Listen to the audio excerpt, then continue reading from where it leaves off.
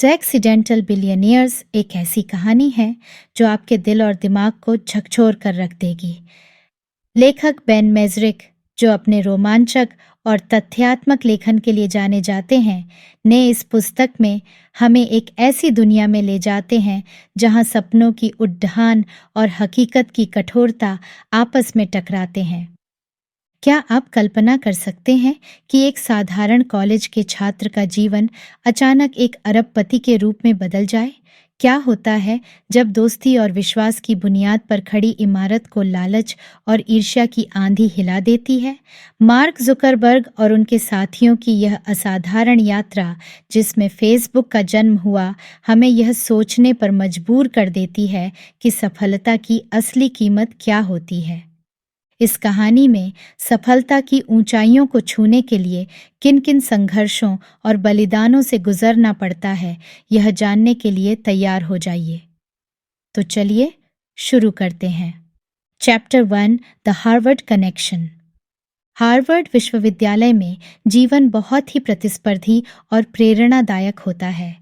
यहाँ के छात्र न केवल अपनी पढ़ाई में अव्वल होते हैं, बल्कि विभिन्न सामाजिक गतिविधियों और नेटवर्किंग में भी बढ़ चढ़कर हिस्सा लेते हैं। इसी माहौल में मार्क जुकरबर्ग का जीवन भी विशेष रूप से तकनीकी परियोजनाओं और नवाचारों से भरा हुआ था। मार्क जुकरबर्ग एक साधारण परिवार से आए हुए अपने तेज दिमाग और कुशाग्र विचारों के कारण दोस्तों और प्रोफेसरों के बीच हमेशा चर्चा का विषय रहते थे। बचपन से ही उन्हें कंप्यूटर प्रोग्रामिंग में गहरी रुचि थी और उन्होंने कई छोटे-मोटे प्रोजेक्ट्स भी बनाए थे जो उनके कौशल का प्रमाण थे। हार्वर्ड के इस प्रतिष्ठित संस्थान में उन्होंने अपने साथी छात्रों के बीच एक विशेष पहचान बनाई थी। एक रात जब हार्वर्ड के अधिकांश छात्र पार्टी और मनोरंजन में व्यस्त थे, मार्क अपने छात्रावास के कमरे में बैठकर कोड लिख रहे थे। उन्होंने एक ऐसा प्रोजेक्ट सोचा जो हार्वर्ड के छात्रों के लिए एक अनोखा अनुभव हो सकता था। यह प्रोजेक्ट था एक वेबसाइट जिसे बाद में फेसमॉश नाम दिया गया। फेसमॉश एक ऐसा प्लेटफॉर्म था जहां छात्रों की तस्वीरें अपलोड की जाती थीं और अन्य छात्र उनकी रेटिंग कर सकते थे। फेसमॉश ने तुरंत ही हार्वर्ड के परिसर में धूम मचा दी। हालांकि यह विवादास्पद था और इसे जल्द ही बंद कर दिया गया, लेकिन इसने मार्क को एक महत्वपूर्ण सबक सिखाया। लोग ऑनलाइन कनेक्ट करना चाहते थे, उन्हें अपने बारे में जानने और दूसरों से जुड़ने में रुचि थी। यहीं से मार्क के दिमाग में एक नया विचार जन्मा, एक ऐसा सोशल नेटवर्क जो छात्रों को आपस में जोड़ सके। Chapter 2, the birth of Facebook. Facemash की सफलता और विफलता ने मार्क को एक नई दिशा दी। उन्होंने तय किया कि वे एक और बड़ा और बेहतर प्रोजेक्ट शुरू करेंगे, जिसका उद्देश्य लोगों को जोड़ना और एक दूसरे के साथ इंटरैक्ट करना होगा। इस बार उन्होंने अपने रूममेट्स और दोस्तों के साथ मिलकर इस नए विचार पर काम शुरू किया। इस टीम में शामिल थे एडुआर्डो सवेरिन, जो मार्क का करीबी दोस्त और वित्तीय विशेषज्ञ था, डस्टिन मॉस्कोविट्ज, जो तकनीकी सहायता में माहिर था, और क्रिस ह्यूजेस, जो प्रचार और मार्केटिंग में मदद करता था। मार्क और उनकी टीम ने मिलकर एक नया वेबसाइट बनाई जिसका नाम रखा गया द फेसबुक। इस वेबसाइट का मुख्य उद्देश्य था छात्रों को एक ऐसा प्लेटफॉर्म देना जहां वे अपनी प्रोफाइल बना सकें, दोस्तों से जुड़ सकें और विभिन्न सामाजिक गतिविधियों में भाग ले सकें। फरवरी 2004 में द फेसबुक को हार्वर्ड विश्वविद्यालय में लॉन्च किया गया। लॉन्च के पहले ही दिन इसने छात्रों के बीच तहलका मचा दिया। हर कोई अपनी प्रोफाइल बना रहा था, दोस्तों को जोड़ रहा था और अपने अपडेट्स शेयर कर रहा था। द फेसबुक ने कुछ ही दिनों में लोकप्रियता हासिल कर ली और इसके बाद इसे अन्य विश्वविद्यालयों में भी फैलाने की योजना बनाई गई और फिर धीरे धीरे अन्य प्रतिष्ठित विश्वविद्यालयों जैसे स्टैनफोर्ड, कोलंबिया और येल में भी विस्तारित किया। हर नए विश्वविद्यालय में इसे बेहद सकारात्मक प्रतिक्रिया मिली।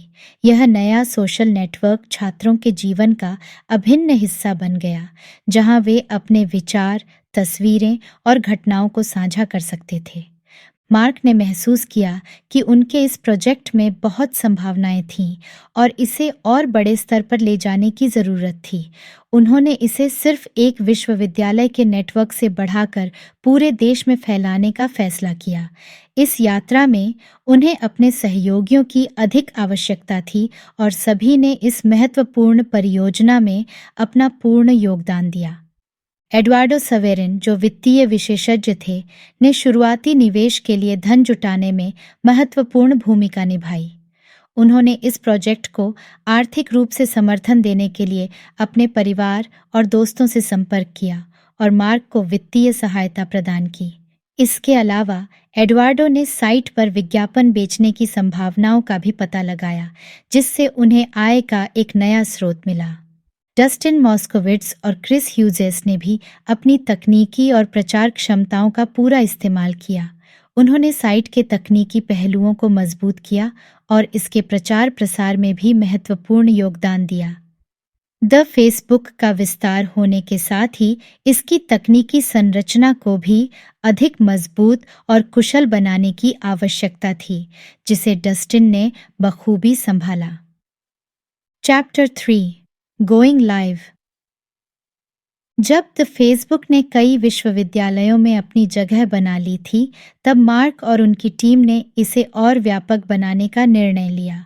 अब यह समय था इसे आम जनता के लिए उपलब्ध कराने का। इसके लिए उन्होंने साइट का नाम बदलकर सिर्फ फेसबुक रख दिया और इसे हर किसी के लिए खुला कर दिया। 2004 के अंत तक फेसबुक ने लाखों उपयोगकर्ताओं का ध्यान आकर्षित कर लिया था। यह अब केवल विश्वविद्यालयों तक सीमित नहीं था, बल्कि दुनिया भर के लोग इसमें शामिल हो रहे थे। फेसबुक की बढ़ती लोकप्रियता ने कई निवेशकों और कंपनियों का ध्यान आकर्षित किया, जो इस तेजी से बढ़ते नेटवर्क में निवेश करना चाहते थे। मार्क ने कैलिफोर्निया के पालो अल्टो में फेसबुक का मुख्यालय स्थापित किया, ताकि वे सिलिकॉन वैली की तकनीकी माहौल का पूरा फायदा उठा सकें। इस कदम से उन्हें बेहतर तकनीकी संसाधन, निवेश और उद्योग के विशेषज्ञों की सलाह मिल सकी। इसके साथ ही उन्होंने अनुभवी कर्मचारियों को भी अपनी टीम में शामिल किया, जिन्होंने कंपनी के विकास में महत्वपूर्ण भूमिका निभाई। Chapter 4, growing pens. फेसबुक की तेजी से बढ़ती लोकप्रियता के साथ ही कई चुनौतियां भी सामने आईं। शुरुआती दौर में तकनीकी समस्याओं के साथ साथ कानूनी विवादों का भी सामना करना पड़ा। सबसे बड़ा कानूनी विवाद था विंकलेवोस जुड़वा भाइयों के साथ, जिन्होंने आरोप लगाया कि मार्क ने उनके आइडिया को चुराया है। विंकलेवोस भाइयों ने दावा किया कि उन्होंने मार्क को अपने social networking site Harvard connection, बाद में कनेक्ट यू के नाम से जाना गया, के निर्माण में मदद करने के लिए नियुक्त किया था, लेकिन मार्क ने उनके विचारों का इस्तेमाल करके फेसबुक का निर्माण कर लिया। इस मामले ने काफ़ी सुर्खियां बटोरी और इसे अदालत तक ले जाया गया। इन कानूनी विवादों के बावजूद फेसबुक का विकास नहीं रुका। मार्क और उनकी टीम ने सभी चुनौतियों का सामना किया और साइट को और भी बेहतर बनाने में जुटे रहे। इस दौरान उन्होंने कई नई सुविधाओं को जोड़ा, जैसे फोटो शेयरिंग, मैसेजिंग और न्यूज़ फीड, जिसने फेसबुक को और भी आकर्षक बना दिया। एडवार्डो ने कंपनी के लिए शुरुआती निवेश में महत्वपूर्ण भूमिका निभाई थी, लेकिन जैसे जैसे फेसबुक बढ़ता गया, मार्क की महत्वाकांक्षाएं और कंपनी की दिशा में उनके विचार अधिक स्पष्ट होते गए। मार्क ने महसूस किया कि उन्हें एक ऐसा निवेशक और प्रबंधन टीम की ज़रूरत है जो फेसबुक को वैश्विक स्तर पर ले जा सके। इसी दौरान सीन पार्कर, जो नेपस्टर के सह संस्थापक थे, ने फेसबुक में दिलचस्पी दिखाई और मार्क के साथ मिलकर काम करने का प्रस्ताव रखा। Chapter 5, rise to fame. Sean Parker की सहायता और मार्गदर्शन से फेसबुक ने तेजी से प्रगति की। पार्कर ने मार्क को वेंचर कैपिटलिस्ट से मिलवाया और कंपनी के लिए महत्वपूर्ण निवेश जुटाने में मदद की।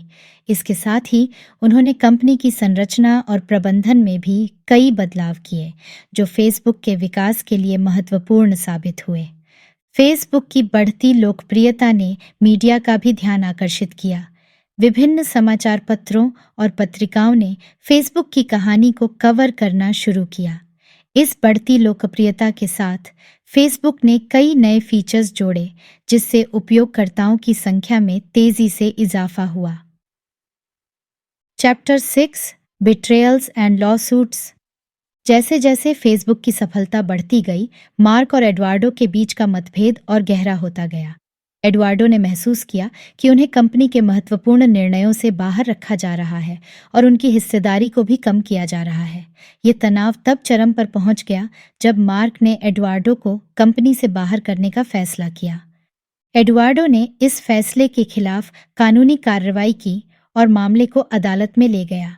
यह मुकदमा फेसबुक के इतिहास का एक महत्वपूर्ण मोड़ था, जिसने कंपनी की संरचना और संस्थापकों के बीच के संबंधों को बदलकर रख दिया। अंततः इस कानूनी विवाद का निपटारा एक समझौते के रूप में हुआ, जिसमें एडवार्डो को कंपनी के शेयर और मुआवजा मिला। Chapter 7, silicon valley. विवादों और कानूनी संघर्षों के बावजूद फेसबुक ने अपने विकास को जारी रखा। मार्क और उनकी टीम ने कैलिफोर्निया के पालो ओल्टो में फेसबुक का मुख्यालय स्थापित किया, जिससे उन्हें सिलिकॉन वैली के तकनीकी माहौल का पूरा फायदा मिला। यहाँ उन्होंने बेहतरीन तकनीकी प्रतिभाओं को अपनी टीम में शामिल किया और कंपनी को और भी मजबूत बनाया। इस दौरान फेसबुक ने कई महत्वपूर्ण निवेशकों को भी आकर्षित किया, जिनमें पीटर थिल और एक्सेल पार्टनर्स प्रमुख थे। इन निवेशों ने फेसबुक को और भी तेज गति से बढ़ने में मदद की और इसे एक वैश्विक सोशल नेटवर्क बनने की दिशा में आगे बढ़ाया। Chapter 8, the social network. Facebook का प्रभाव केवल एक सोशल नेटवर्क के रूप में ही नहीं, बल्कि एक सांस्कृतिक आंदोलन के रूप में भी महसूस किया गया। इसने लोगों के आपस में जुड़ने, संवाद करने और जानकारी साझा करने के तरीकों को पूरी तरह से बदल दिया। मार्क जुकरबर्ग की दूरदर्शिता और नेतृत्व ने फेसबुक को दुनिया के सबसे प्रभावशाली प्लेटफॉर्मों में से एक बना दिया।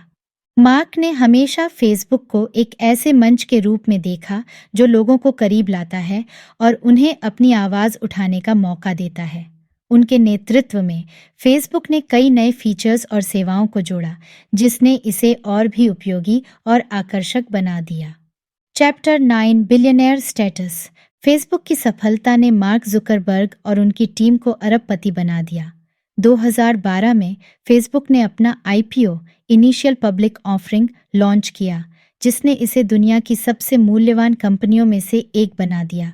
इस वित्तीय सफलता के साथ ही फेसबुक ने कई नई परियोजनाओं और अधिग्रहणों को भी अंजाम दिया, जिनमें इंस्टाग्राम और व्हाट्सएप प्रमुख थे। मार्क और उनके सहयोगियों के व्यक्तिगत जीवन में भी बड़े बदलाव आए।